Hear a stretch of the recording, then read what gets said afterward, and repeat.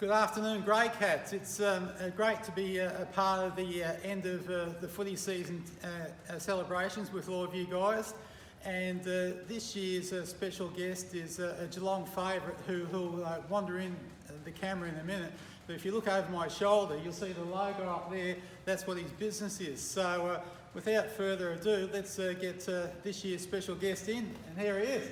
Andrew Bews. So welcome, Bewsy. Great to be in, mate. Nice to see you. And hello, Grey Cats. What we like to share with the Grey Cats is just a little bit about what you've been doing in life after footy. So let's have a little bit of an overview of that. Well, it's been a pretty interesting journey, I can assure you. The last 20 years, my daughter was born in the few months before we decided to move back from Brisbane to come back to Geelong.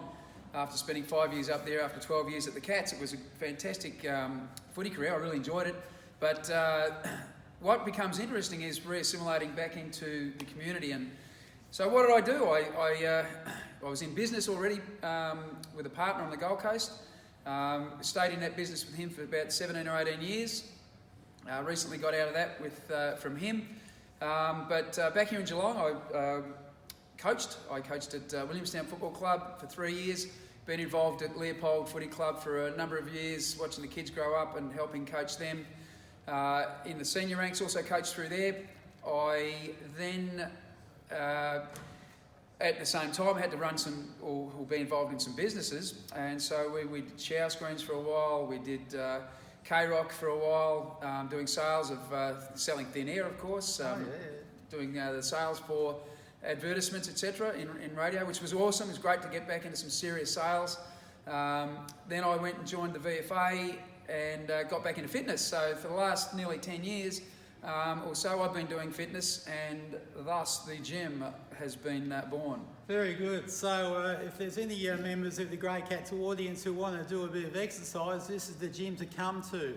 And I might mention that one of the ambassadors for the Grey Cats is your mate Bluey McGrath. So Bluey will be out there today. So McGrath, in all honesty, I don't know how many times he said, I must come down to your gym at some point.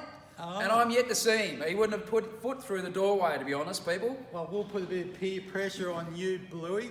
Now, you mentioned the kids, and my research tells me it's a bit of a triple J thing. There's 3 kids with JJJ. Yeah. Let's explain the 3 J's to the Grey Cats. Well, the hard part about it was we've got a very stubborn wife that starts with J. So Julianne got the say with all the names. I think I picked up 2 middle names I was allowed to contribute to. But Paul Jackson, the oldest, no, he hasn't got a middle name. He's Jacko's son. And then we've got Jed Ryan. I was able to get Ryan in there because my father's name was Raymond, so I thought Ryan Raymond, there's an R at least. Then I had Jamie, which was a daughter, and Jamie Alanda. I was able to combine 2 names there to create Alanda. And so there we have it. That was my contribution to naming the kids. So my wife's fault. That sounds very much like happy wife, happy life, and that's not always a good thing. No, it's Some people say it is, the only thing. Oh, okay. Now, one of the kind of funny little crossovers that I had with you a few years ago was up in Papua New Guinea, of all places. So I might just set the scene. I think you'd just come off doing the Kokoda track. We're about to head off. Oh, you're about to head off. Okay. Yep. So when you're in Papua New Guinea and you're trying to get up for the dawn service at about 3 o'clock in the morning and your bus doesn't turn up, who do you turn to? Well, in my case, we turned to Bewsy. So Bewsy was kind enough to not only have a minibus full of his own crew who were about to do the Kokoda track, he also took on a bunch of us from the Ellie Island project crew. So it's very much appreciated to get a ride at that time of the day and get to a wonderful dawn service. And I've got a little video clip that I might show the Grey Cats after this of just you at the cemetery and that. So, but how good was that dawn service? Look, and I understand that there'll be many people who say, oh yeah, we've been to the dawn service at Melbourne, or we've been to the one at Queenscliff, or the one at Torquay, and they're all wonderful. You know, to experience a dawn service is a wonderful opportunity, and one that nobody should ever miss, to pay tribute to the fallen soldiers who've come before us. So to do it on turf of where battles had occurred, and it's kind of almost hallowed ground, isn't it? It's totally. It's such a strong sense of nationalism, I think, comes over everybody, and particularly at Bomana Cemetery. It's a military cemetery. It's and you'll see shortly how it looks. It's an amazing, well-kept place, in a place that isn't well kept and isn't well organised. So Papua New Guinea, you know, once you get out of Port Moresby, it's a beautiful place, but Moresby is not a beautiful city. But the Moresby Cemetery is such a great tribute. Beautiful place. It was now, we were lucky to get home from that too, by the way, and before you cut in, I've got to tell you this story. Now, because we took the extra weight into the vehicles, into the minivans, and in Papua New Guinea, everything's done on weight, and so they fuel the vehicle to cater to a certain amount of people. Yeah, I forgot. So what happened was, we're about 3 or 4K from our motel, and because we had the extra weight, there's a little bit of a chug, chug, chug, and all of a sudden the vehicle just stopped, dead in its tracks. And we had to get back to the airport to make our flight, to start our trekking. These boys, they were all cruisy and happy days, but we had to walk for the next 2.5 Ks, 3 Ks back to the motel, because we didn't have enough petrol to get all the way to our motel because of these extra lard asses. Well, I must admit, I did forget that little bit, so thanks for reminding that one, Bewsy. Now, obviously, the Grey Cats is a support group for the Geelong Football Club, and we also let other team supporters come in, so it's not a total closed shop for the Cats. And you've got a fairly illustrious footy career, so captain of Geelong, you also had that really interesting experience of a long-serving Geelong player then going up to the Brisbane Lions. Yep. So it'd be interesting just what you found in terms of contrast between the two clubs. Look, it was really, it was chalk and cheese. I left the Cats when, you know, we'd had moderate success. We'd been top 2, 3 in the competition for quite a number of years. Trying to win a grand final didn't quite happen.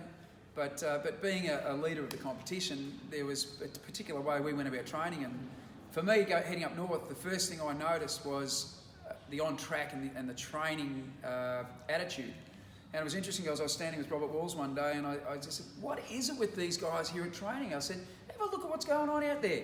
And he poked me in the chest and he said, that's why you're up here.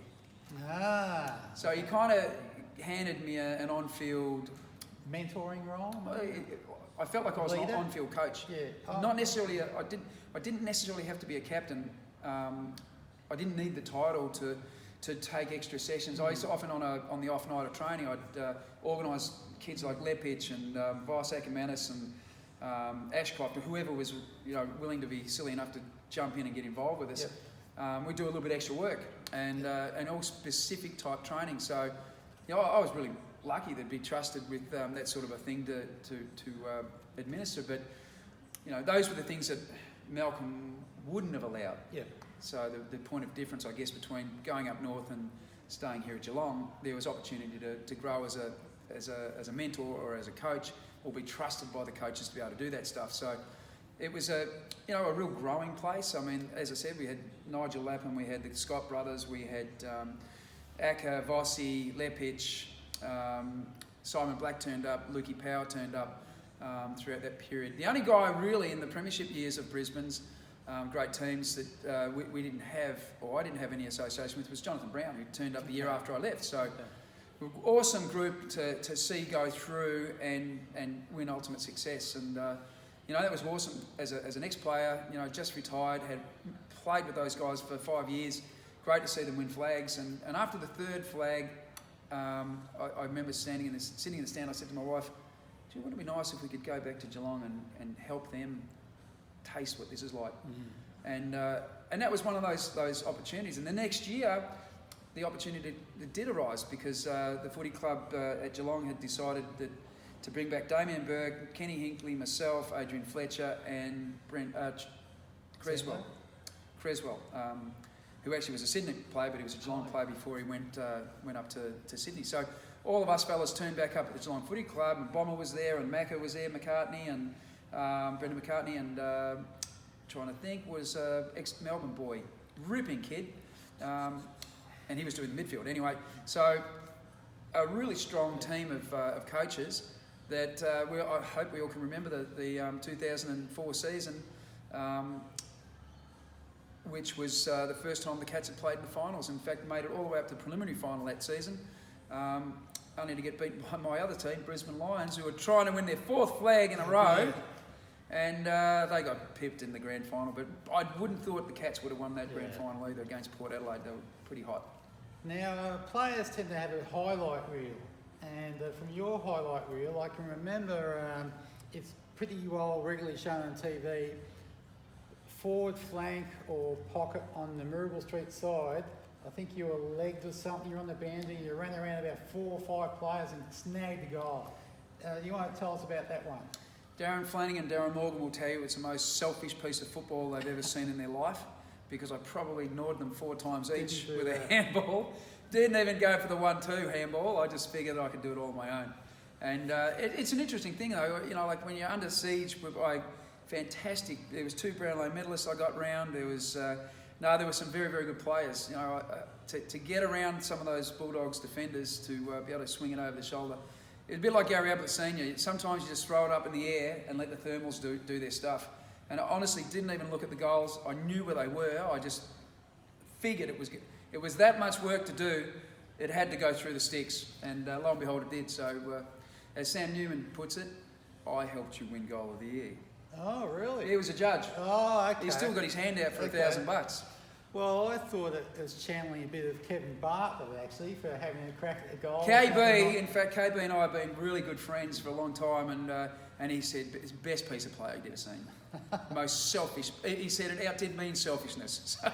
So KB, good man, KB. Now, just to wrap up, Bewsy, the player that you hated or your worst opponent, who was that? Probably the most fearful opponent that you could ever saddle up against would have been somebody like Lee Matthews. He was hard, tough, but he would never say boo to you. You never knew what was going through his head. And, you know, I totally respect him as a footballer. He was an absolutely outstanding footballer. You know, and I think most people would always say he was probably one of the greatest players ever to play the game. Blemished only once, really, against, or maybe he's got 3 blemishes, but we'll only count the one against the Cats with Brunsey. And that I know it doesn't sit well with him.